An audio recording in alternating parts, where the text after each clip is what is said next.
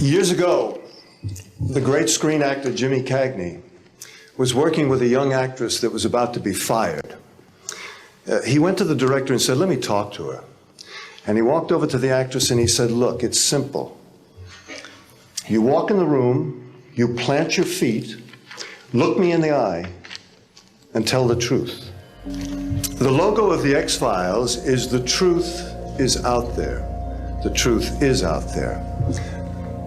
I'm going to paraphrase. The truth is in here. You're about to hear the truth. 10, 9, ignition sequence start. We choose to go to the moon in this decade and do the other things. Not because they are easy, but because they are hard. It's one small step for man, one giant leap for mankind. The landing on the moon will be remembered as one of the great achievements of the 20th century. Maybe the greatest achievement of the 20th century. I think the greatest human achievement of all time. We went to the moon. 6 times we landed on the moon. You lied to the American public 6 times. You don't believe we landed on the moon? I do not believe in the moon landings. You might not be ready for that. I'm sorry. In 1969, we did it flawlessly, went up there and then said, by the way, we did it, we're good, never go again, and let's burn all the technology so we can't even go back and see what it was that we actually did. Well, don't you think they could be fooling us with this picture? It's not airbrushed. This is us in our front yard on a solar panel, and we tricked you. Tea. I bet you thought I was drinking tea, but, this glass is empty. You see that? There was no tea in there. And this isn't my hand. These are my hands. That's not real at all. You see, you're being lied to. You're being lied to. I bet you thought this was me, but no, this is just a reflection. This was all taking place on a mirror. And this isn't even my voice. I dubbed this over in post-production, and you're being lied to. This is all taking place on a screen, and you are being lied to. We did not land men on the moon. The lunar landings were faked. If we faked it, why did we fake it 9 times? You know, if you go fake something, do it once and shut up. I mean, I know in depth the technical designs of the rockets, the spacecraft, everything. We 100% went to the moon. What was the scariest moment of the journey?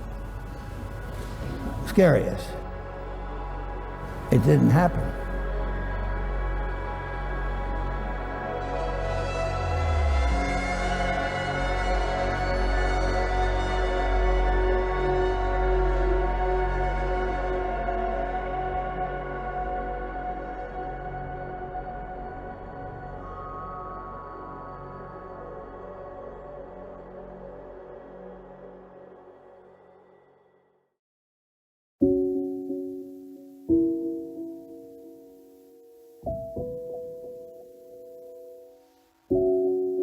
It was our pleasure to have participated in one great adventure.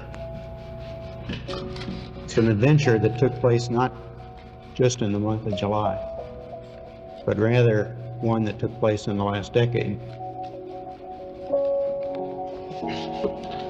It still confounds me.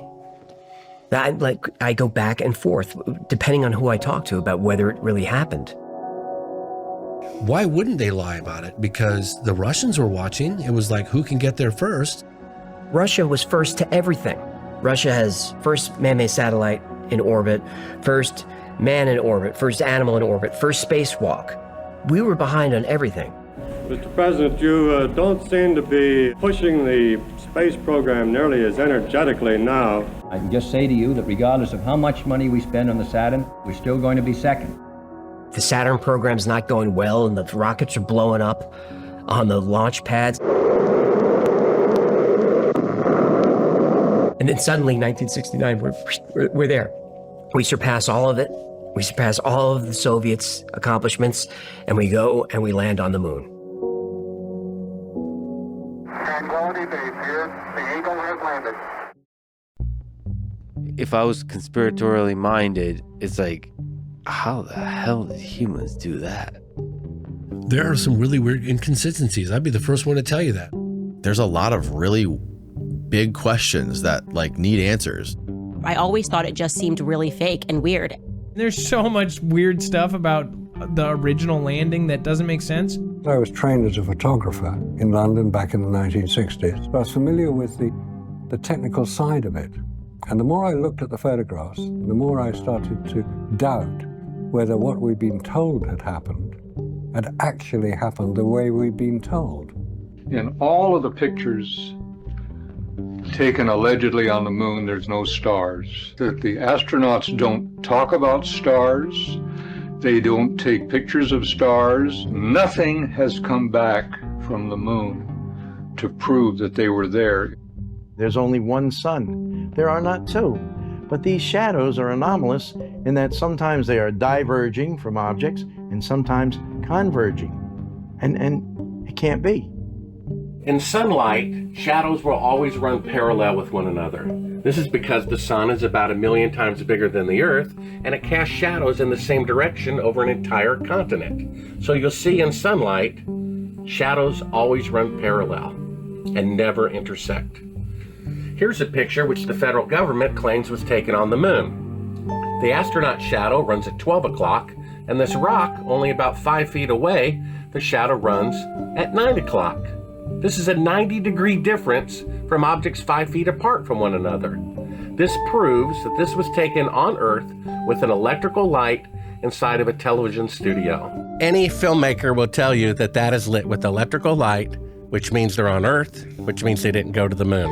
The one video of the American flag actually waving on the moon, that doesn't make any sense. If you look at how the flag swings, the edge of the flag is acting like a pendulum. The stage sets were probably very hot. Probably they had some cooling. How about the phone call? Nixon is calling the guys from the, hey fellas, I hear you're on the moon. Hello, Neil and Buzz. I'm talking to you by telephone from the Oval Room at the White House. I can't even get fucking cell phone service in my bathroom. It just seems fake. It seems fake when you watch it. And the way the astronauts fall doesn't look natural. But it's 1/6 gravity, it could be weird. This is the one that actually kind of got me. I was like, wait a minute, they are moving really weird.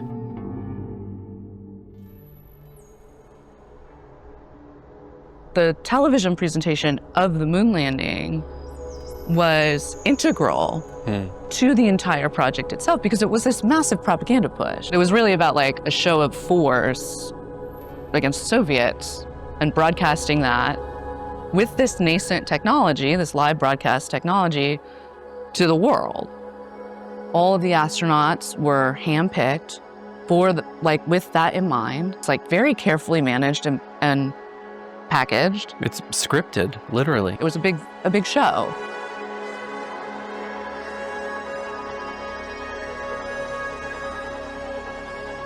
When we take the traditional television picture as seen by NASA, it's very convincing. They seem to be kind of floating around and it looks like 1/6 gravity. But all you have to do is to double the speed and it's very clear. They're not jumping 6 feet in the air, they're getting a few inches off of the ground. Well, creating these 1/6 slow simulations would have been a relatively straightforward process. The scene would have been photographed and recorded onto videotape. On playback, the recording would have been slowed down to half speed.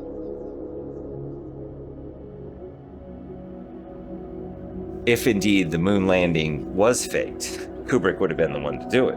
Everything you've ever seen from the moon, all the images or footage of the astronauts was shot by Stanley Kubrick in the early days. Nixon had commissioned Stanley Kubrick because he already had the sets and the spacesuits and everything needed to film a moon landing in the event that we went to the moon and then came back and the radiation in space may have fogged the photographs and film, and I think that seems to be pretty much beyond question. Now, the question is, what did we see? Many filmmakers, like myself, agree that the footage is fake. For a living, our job is to make fake scenes look real. The shot where Neil Armstrong lies and says he's 130,000 miles out, we see a little blue Earth with a bunch of black space around it. But That's not the Earth floating in space. That's the circular window of the spacecraft, outside of which is completely filled with the Earth and low Earth orbit. This is the outtake. We have the unedited reel. That's why it said don't show to the public at the beginning. And then the lights come up and you see that they're in Earth orbit all the time. It's very convincing. You just kind of have to think, what would I do if I were them? They have two choices. They could hire the general of the media department of the Pentagon, or they could hire the best filmmaker on the planet and worry about security later. I've always been conflicted about it, I guess. At first, I was just blown away by the opportunity, the challenge of making this film, and I went into it like it was a regular film, like another production of mine, not thinking too much about the long-term effects, what it would mean to society if it was ever discovered. Well, the rumors were true.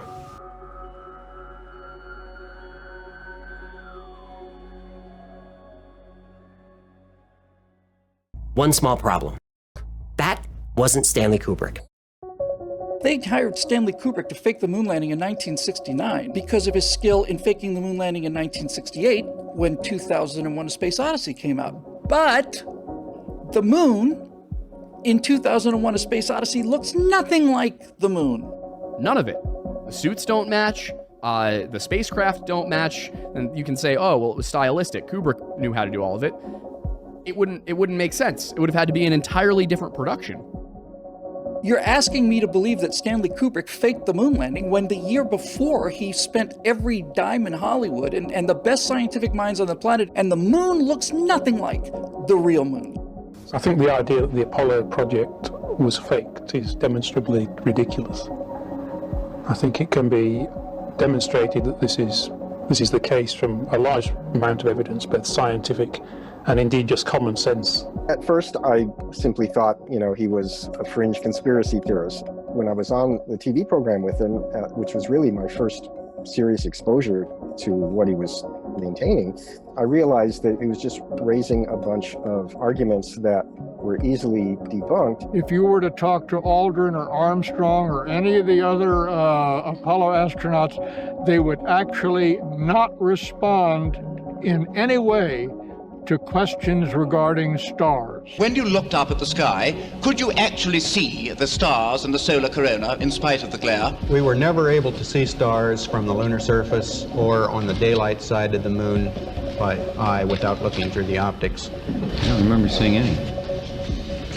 The moon has no atmosphere, so when you see the sun in the sky, you won't see a blue sky around it because there's no air in order to scatter that illumination into the blue colors that you normally see. The thing to remember is that when they're on the moon, the sun's up there in the sky, and it's effectively daytime for them. Now, if you took a camera and set the camera settings so that it could get a good picture of everything that's in your backyard, and then kept those same settings, waited until the middle of the night and tried to take a picture of the stars, you'd find out that you couldn't see anything. In all of these images and videos, the subject is not the stars in the background. The focus is on the things in the foreground. If they were exposing for stars, then this picture would have looked more like this. As a photographer, I've looked over thousands of the Apollo images over the years.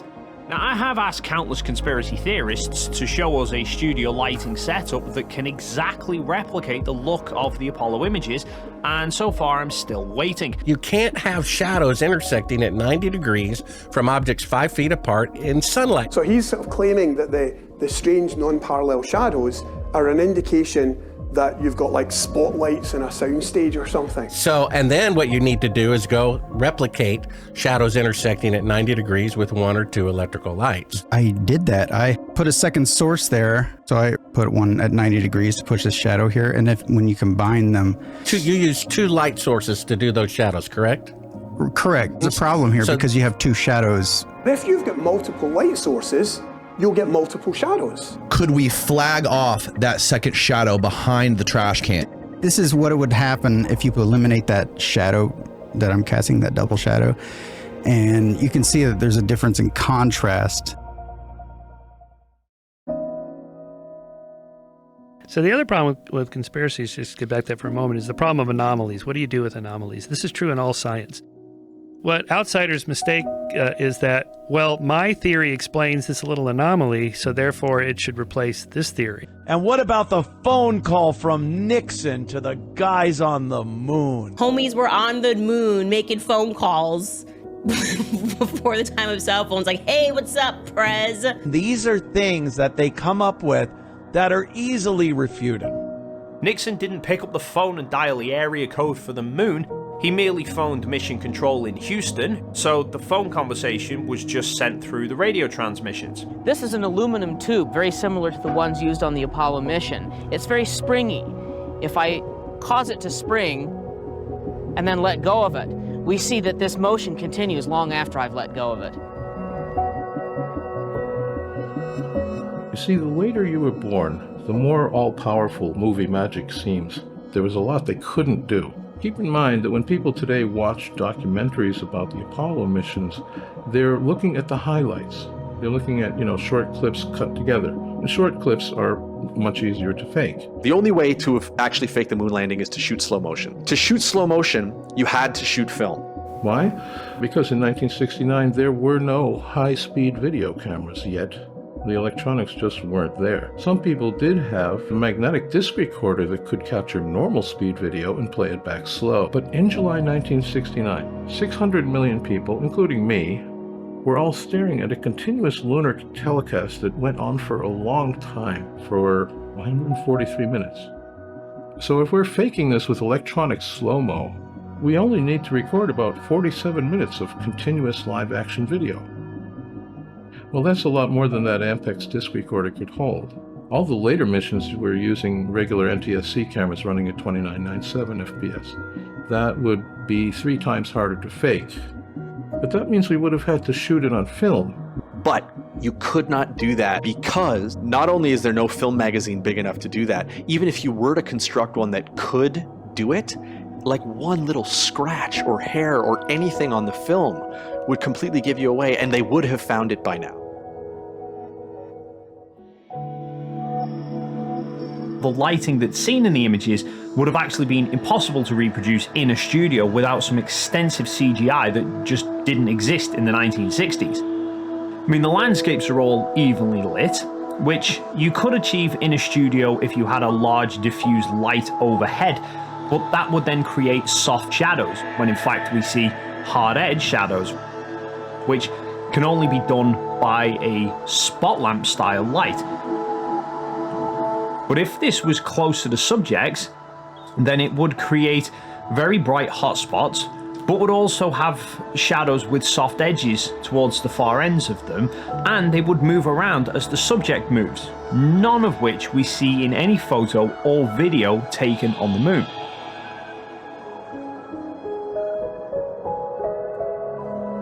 Where do you draw the line on this? Some people are willing to admit that the Saturn V's actually launched and all the rest of it, and then they just stayed in Earth orbit. There is no one complete model. They can't stick to one. They're conspiracy theorists. They don't want to hear that the moon landing is real. They already know it's fake. So what they do is they always present what their audience wants to hear. The truth of the matter is not important. Instead of looking at evidence and letting the evidence guide to where the ultimate conclusion is, they start with a conclusion and then they try to cherry pick evidence to support their pre-drawn conclusion. That's an outtake they never showed because it shows that it's a fake shot. What you're seeing is really a circular window of the spacecraft with the camera back. It makes it look like the Earth is floating in space, and they're doing it from Earth orbit. I've never heard it debunked, to tell you the truth.